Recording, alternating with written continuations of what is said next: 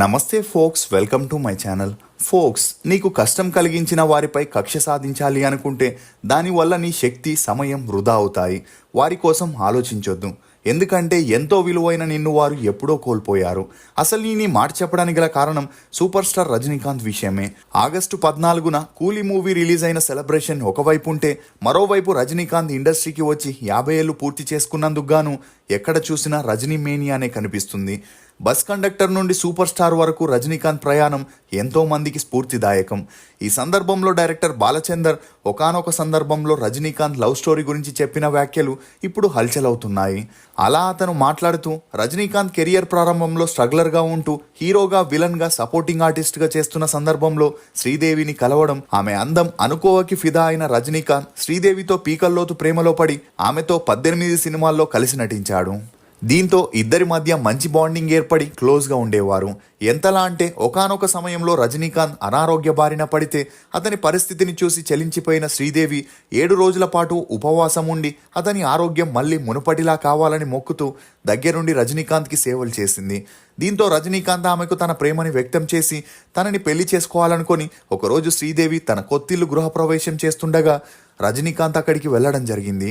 అయితే ఆ ఫంక్షన్లో శ్రీదేవి బాలీవుడ్ హీరో మిథున్ చక్రవర్తికి పక్కనే నిల్చొని ఉండటం, అందుకు తోడు అదే సమయంలో కరెంట్ పోవడంతో దాన్ని అపశకనంగా భావించిన రజనీకాంత్ మరోసారి చేద్దామనుకున్నా అప్పటికే శ్రీదేవికి మిథున్ చక్రవర్తితో సీక్రెట్గా పెళ్ళవడం, దీంతో రజనీకాంత్ శ్రీదేవి లవ్ స్టోరీకి ఫుల్ స్టాప్ పడిందని, అందుకే ఏ విషయంలోనైనా ఆలస్యం చేస్తే రజనీకాంత్ శ్రీదేవి విషయంలో జరిగినట్లే అవుతుందని కె బాలచందర్ చెప్పడంతో ఇతని వ్యాఖ్యలు ఇప్పుడు అన్ని చోట్ల హల్చల్ అవుతున్నాయి.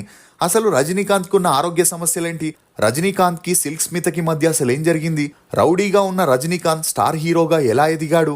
రజనీకాంత్ నెట్వర్త్ ఎంత? స్టార్ హీరోగా ఉన్నప్పుడు యాంకర్ని ఎందుకు పెళ్లి చేసుకున్నాడు అనే నమ్మలేని నిజాల్ని ఈ వీడియోలో చెప్పడానికి నేను ప్రయత్నిస్తాను.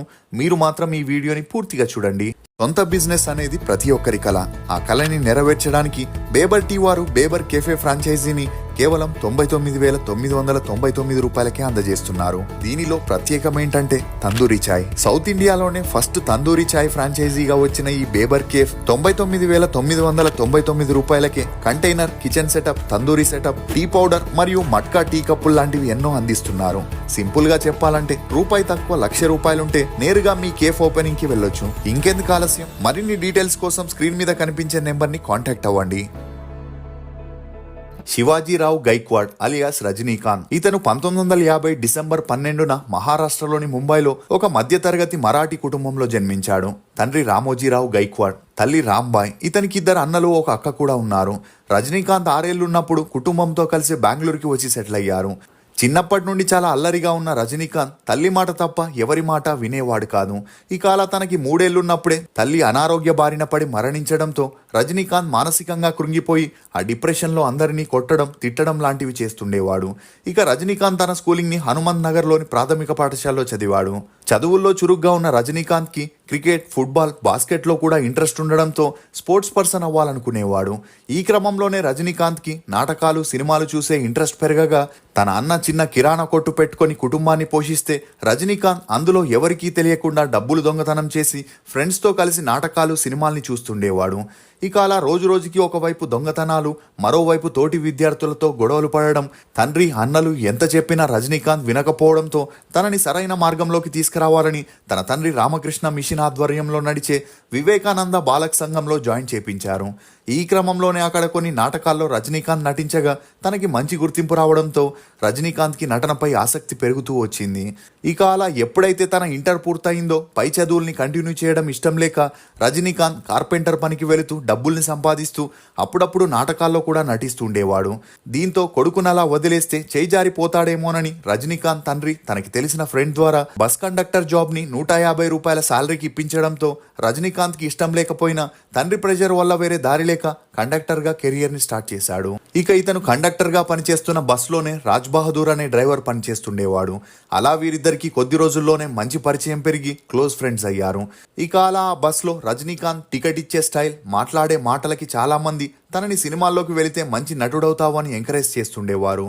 దీంతో ఫ్రీ టైంలో గాంధీనగర్కి వెళ్లి రజనీకాంత్ యాక్టింగ్ కోసం ట్రై చేయగా నల్లగా సన్నగా ఉన్న రజనీకాంత్ ని చూసి అందరూ వెక్కిరిస్తూ అవమానపరుస్తుండడంతో తన దృష్టిని నాటకాల వైపే పెట్టాడు. ఈ క్రమంలోనే చెన్నైలో మద్రాస్ ఫిల్మ్ ఇన్స్టిట్యూట్ ని స్టార్ట్ చేశారని, అక్కడ కోచింగ్ తీసుకుంటే సినిమాల్లో ఈజీగా ఛాన్సులు వస్తాయని చెప్పడంతో తన లక్ని ఎలాగైనా పరీక్షించుకోవాలని రజనీకాంత్ ఇదే విషయం తన తండ్రి అన్నకి చెప్పగా, అందుకు తండ్రి ఎంతో కష్టపడగా వచ్చిన గవర్నమెంట్ జాబ్ని వదిలేసి రంగుల ప్రపంచంలోకి వెళ్తే కష్టపడాల్సి వస్తుందని, అవన్నీ మనలాంటి వారికి కాదని హాయిగా కండక్టర్గా జాబ్ చేసుకోమని చెప్పగా రజనీకాంత్కి ఏం చేయాలో తెలియని పరిస్థితుల్లో పడ్డాడు. కానీ రజనీకాంత్ టాలెంట్ని గమనించిన తన ఫ్రెండ్ అయిన రాజ్ బహదూర్, నువ్వు ఖచ్చితంగా సినిమాల్లోకి వెళ్తే సక్సెస్ అవుతావని చెప్పి అప్పటి వరకు తను దాచుకున్న డబ్బుల్ని రజనీకాంత్కి ఇచ్చి చెన్నైకి పంపించాడు. అంతేకాకుండా రజనీకాంత్ 2 ఏళ్లు ఫిల్మ్ ఇన్స్టిట్యూట్లో యాక్టింగ్ కోచింగ్ తీసుకోగా ఆ సమయంలో ప్రతి నెల రాజ్ బహదూర్ అతనికి 200 రూపాయల్ని పంపిస్తూ సపోర్ట్ చేసేవాడు. ఇక అలా ఎప్పుడైతే తన కోర్స్ పూర్తయిందో సినిమాల్లో ఈజీగా ఛాన్సులు వస్తాయని ట్రై చేయగా ఎవరూ ఛాన్సులు ఇవ్వకపోవడంతో మళ్ళీ జాబ్లోకి వెళ్లాలనుకున్నా అప్పటికే 2 సంవత్సరాలు లీవ్ పెట్టడం వల్ల కండక్టర్ జాబ్ కూడా పోవడంతో వేరే దారి లేక నాటకాల్లో నటించడం మొదలెట్టాడు. అలా ఒకసారి రజనీకాంత్ చేసిన నాటకాన్ని డైరెక్టర్ కె బాలచందర్ చూసేందుకు రావడం, అతని నటన స్టైల్ చూసి ఇంప్రెస్ అయిన బాలచందర్ మరుసటి రోజు తనని ఆఫీస్కి వచ్చి కలవమని చెప్పడంతో రజనీకాంత్ ఆనందానికి అవధులు లేకుండా పోయాయి. ఇక ఆ ఆఫీస్కి వెళ్లిన రజనీకాంత్కి డైలాగ్స్ ఎక్కువగా ఇవ్వడం, అలా తనకి ఒక్క ముక్క కూడా తమిళ్ రాక తడబడడంతో కె బాలచందర్ గారు, నువ్వు తమిళ్ నేర్చుకుంటే ఖచ్చితంగా నా మూవీలో ఛాన్స్ ఇస్తానని చెప్పడంతో 30 రోజుల్లోనే కష్టపడి తన ఫ్రెండ్ రాజ్ బహదూర్ సహాయంతో తమిళ్ నేర్చుకొని కె బాలచందర్ గారి దగ్గరికి వెళ్ళగా రజనీకాంత్ డెడికేషన్ ని చూసి ఇంప్రెస్ అయిన బాలచందర్ గారు అపూర్వ రాగంగల్ అనే మూవీలో ఒక సపోర్టింగ్ రోల్ ని ఇవ్వడం జరిగింది. ఇక అలా ఈ షూటింగ్ జరిగేటప్పుడే బాలచందర్ గారు రజనీకాంత్ కి శివాజీరావు గైక్వాడ్ పేరు సినిమాలకి సెట్ అవ్వదని, ఎందుకంటే అప్పటికే ఇండస్ట్రీలో శివాజీ గణేశన్ ఉండడంతో తనకంటూ ప్రత్యేకత ఉండాలంటే కొత్త పేరు పెట్టుకుంటేనే సాధ్యమని కె బాలచందర్ గారు రజనీకాంత్, శ్రీకాంత్, చంద్రకాంత్ అనే 3 పేర్లని చెప్పి నీకు నచ్చిన పేరు పెట్టుకోమనగా రజనీకి రజనీకాంత్ పేరు నచ్చడంతో అప్పటి నుండి రజనీకాంత్ గా తన సినీ కెరియర్ ని మొదలు పెట్టాడు. ఇక అపూర్వ రాగంగల్ మూవీ 1975లో రిలీజ్ అయి హిట్ అవ్వడంతో పాటు 3 నేషనల్ అవార్డ్స్ ని అందుకోవడంతో రజనీకాంత్ కి అవకాశాలు వెతుక్కుంటూ వస్తాయనుకున్నాడు. కానీ ఎక్కడికి వెళ్ళినా నెగిటివ్ పాత్రలు, చిన్న చితక రౌడీ పాత్రలు ఇచ్చేవారే తప్ప మెయిన్ లీడ్గా ఛాన్సులు వచ్చేవి కావు. ఈ క్రమంలోనే బాలచందర్ గారు తెలుగులో అంతులేని కథ అనే మూవీని స్టార్ట్ చేసి అందులో రజనీకాంత్కి సపోర్టింగ్ రోల్ ఇవ్వగా ఆ మూవీలో రజనీకాంత్ సిగరెట్ పైకి ఎగిరేసి కాల్చే స్టైల్ ప్రేక్షకుల్ని ఆకట్టుకుంది. అలా అదే సమయంలో రజనీకాంత్కి కమల్ హాసన్తో మంచి పరిచయం ఏర్పడి కమల్ హాసన్ తను యాక్ట్ చేసే మూవీస్లో రజనీకాంత్కి విలన్ రోల్స్ ఇస్తూ సపోర్ట్ చేసేవాడు. అలా ఇండస్ట్రీకి వచ్చిన 4 ఏళ్లలోనే రజనీకాంత్ 50 సినిమాల్లో యాక్ట్ చేస్తూ విలన్గా కన్నడ, తెలుగు, తమిళ్, మలయాళం, హిందీలో మంచి గుర్తింపు తెచ్చుకున్నాడు.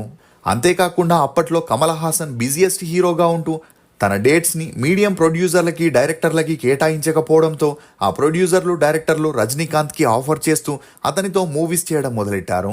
అలా ఎప్పుడైతే రజనీకాంత్ బిల్లా మూవీలో హీరోగా చేశాడో ఆ మూవీలో రజనీకాంత్ యాక్టింగ్ స్కిల్స్కి, లుక్స్కి జనాలు ఫిదాయి ఆ మూవీ సూపర్ డూపర్ హిట్ అవ్వడంతో రజనీకాంత్ అప్పటి నుండి తన సినీ కెరియర్లో వెనక్కి తిరిగి చూడాల్సిన అవసరమే రాలేదు.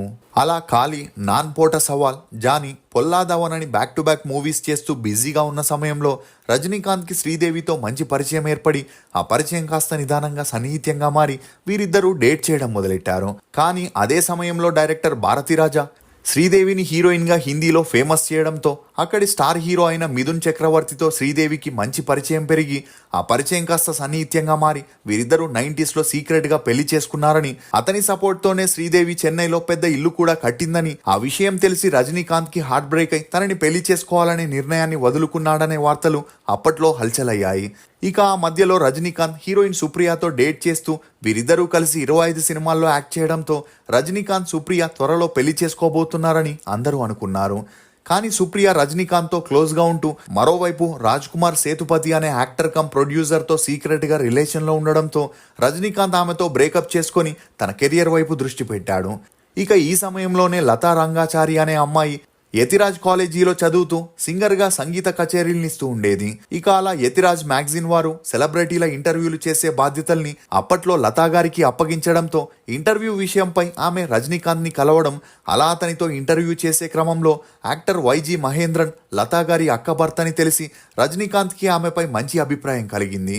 ఇక అలా ఆమె అందం, అనుకోవకి ఇంప్రెస్ అయిన రజనీకాంత్ తనని పెళ్లి చేసుకోవాలని డిసైడ్ అయి ఈ విషయాన్ని వైజీ మహేంద్రన్కి చెప్పగా అప్పటికే రజనీకాంత్కి నేమ్, ఫేమ్, మనీ ఉండడంతో ఫ్యూచర్లో స్టార్ హీరో అవుతాడని లతా గారి ఇంట్లో వీరి పెళ్లికి ఒప్పుకొని 1981 ఫిబ్రవరి 26న వీరిద్దరికి తిరుపతిలో గ్రాండ్గా పెళ్లి జరిపించగా వీరి అన్యోన్య సంసారానికి గుర్తుగా 2 అమ్మాయిలు కూడా జన్మించారు.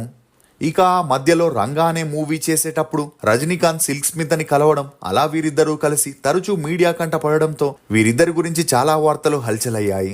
అయినా అదంతా పట్టించుకోకుండా రజనీకాంత్ సిల్క్ స్మితతో మూండ్రుముగం, అడుతు వారిసు, తాయి వీడు, పాయుం పులి అని 20 సినిమాల్లో ఛాన్స్ ఇస్తూ సపోర్ట్ చేయడంతో ఈ విషయం లతా గారి వరకు వెళ్ళగా భార్యాభర్తలిద్దరికీ మనస్పర్ధలు వచ్చి గొడవలు మొదలయ్యాయి.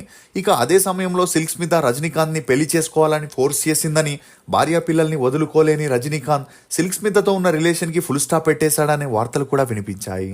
ఇక అలా రజనీకాంత్ పేరు నయనతార, ఖుష్బు, రాధా లాంటి హీరోయిన్స్తో వినిపించిన అది ఛాన్స్ల కోసం హీరోయిన్ల మధ్య ఉండే అండర్స్టాండింగే తప్ప సీరియస్ రిలేషన్ కాదనే చెప్పొచ్చు. ఇదిలా ఉంటే ఎప్పుడైతే రజనీకాంత్ బాషా, ముత్తు, అరుణాచలం, నరసింహ, బాబా లాంటి మూవీస్ చేశాడో అప్పటి నుండి ఇండస్ట్రీలో హైయెస్ట్ పెయిడ్ ఆర్టిస్ట్గా ఎదిగాడు. ఇక అలా అదే సమయంలో రజనీకాంత్ రాజకీయాల్లోకి వస్తాడని అందరూ అనుకున్నారు. కానీ రజనీకాంత్ వస్తే తమ పార్టీలో నామరూపాలు లేకుండా పోతాయని అటు జయలలిత, ఇటు కరుణానిధి రజనీకాంత్ ని బెదిరిస్తూ తన మూవీస్ ని తమిళనాడులో రిలీజ్ కాకుండా చేస్తామని, తన పేరుని డ్యామేజ్ చేస్తామని బెదిరించారని, అందువల్లే 2002లో రాజకీయాల్లోకి రావాల్సిన రజనీకాంత్ రాలేదనే వార్తలు కూడా వినిపించాయి. ఇదిలా ఉంటే రజనీకాంత్ ఎప్పుడైతే రోబో మూవీ చేశాడో ఆ సమయంలో తనకి 2 కిడ్నీలు ఫెయిల్ అయి ట్రాన్స్ప్లాంటేషన్ చేయాల్సిన పరిస్థితి వచ్చింది. అలా తనకి ఆపరేషన్ అవ్వడంతో అన్నీ సెట్ అవుతాయి అనుకునే లోపే హార్ట్ ప్రాబ్లం వచ్చి స్టంట్ వేయడం, ఆ తర్వాత కడుపులో, పేగుల్లో బ్లడ్ క్లాట్ అయి అందుకు సర్జరీలు జరగగా మొత్తంగా బాడీలో 6 సర్జరీలు చేయడంతో రజనీకాంత్ మానసికంగా, శారీరకంగా అలసిపోయారు. దీంతో నిదానంగా సినిమాలు తగ్గిస్తూ ఆధ్యాత్మికం వైపు దృష్టి సారించడం, అలా హిమాలయాలకు వెళ్లి ధ్యానం చేస్తూ తన మనసుని కంట్రోల్లో పెట్టుకునేందుకు కొంతవరకు ప్రయత్నిస్తుండేవాడు. అలా కొంతవరకు సెట్ అవ్వడంతో లింగా మూవీతో రీ ఎంట్రీ ఇచ్చి ఒక్కో మూవీకి గాను 500 కోట్ల రెమ్యూనరేషన్ ని తీసుకుంటూ ఆ తర్వాత కబాలి, కాళీ, రోబో 2.0, పేట, దర్బార్, అన్నాతే అని 170 సినిమాల్లో యాక్ట్ చేస్తూ స్కూల్స్, కాలేజెస్, కళ్యాణ మండపాలు, అపార్ట్మెంట్లు, production house, construction, post production studio ద్వారా రజనీకాంత్ ఇప్పుడు 4000 కోట్ల నెట్వర్త్ ని కలిగి ఉండడం గమనార్హం. ఇక అలా 1975లో సినిమాల్లోకి ఎంట్రీ ఇచ్చిన రజనీకాంత్ 2025 వచ్చేసరికి 50 ఏళ్లు పూర్తి చేసుకున్న సందర్భంగా కూలీ మూవీని పాన్ ఇండియా స్థాయిలో ఆగస్టు 14న రిలీజ్ చేయగా ఆ మూవీ పాజిటివ్ టాక్ తో దూసుకెళ్తుంది. ఇదిలా ఉంటే రజనీకాంత్ నటనకి గాను పద్మభూషణ్, పద్మ విభూషణ్ తో పాటు ఒక national award, 6 Tamil Nadu state awards ని అందుకున్నారు. మీరు కూలీ మూవీని చూస్తుంటే మీ అభిప్రాయాన్ని కమెంట్ సెక్షన్ లో తప్పకుండా తెలియజేయండి. ఫోక్స్, నా దృష్టిలో గొప్ప ప్రతీకారం ఏంటంటే నిన్ను అవమానించిన వారిని, అవహేళన చేసిన వారిని నువ్వు జీవితకాలంలో కొట్టే దెబ్బే నీ విజయం. ఇది ఫోక్స్ రజనీకాంత్ గురించి కొన్ని నమ్మలేని నిజాలు. ఈ వీడియో మీద మీ అభిప్రాయాన్ని కమెంట్ సెక్షన్లో తప్పకుండా తెలియజేయండి. మేము చేసిన ఈ వీడియో మీకు నచ్చినట్లయితే ఒక లైక్ ద్వారా మీ సపోర్ట్ని మాకు తెలియజేయండి. For more interesting videos please subscribe to CR voice. Thank you.